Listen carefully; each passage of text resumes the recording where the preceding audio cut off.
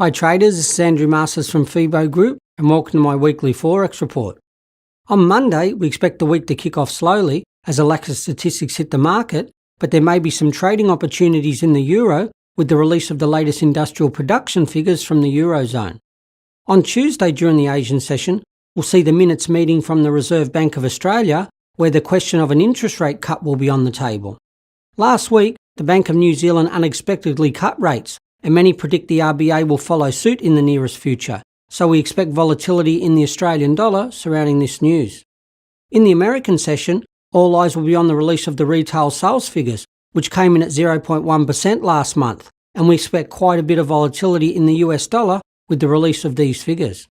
On Wednesday, the main focus will be on the American session with the release of CPI figures from the US, which came in at 0.3% last month, which was well up on the previous month of 0.1%, and another good figure should lend support to the US dollar.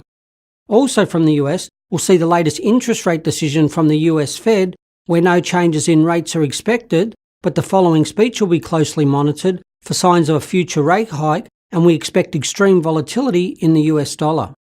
On Thursday, the market will pay attention to the Asian session with the release of the unemployment rate from Australia as well as job creation figures.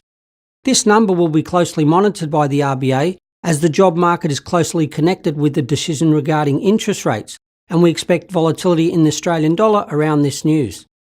During the European session, we'll see CPI figures from the eurozone as well as the latest interest rate decision from the Bank of England, which are both seen as important data, and we expect volatility and trading opportunities in the euro and British pound. On Friday, during the American session, we'll see some interest generated with the release of the Consumer Price Index figures from Canada.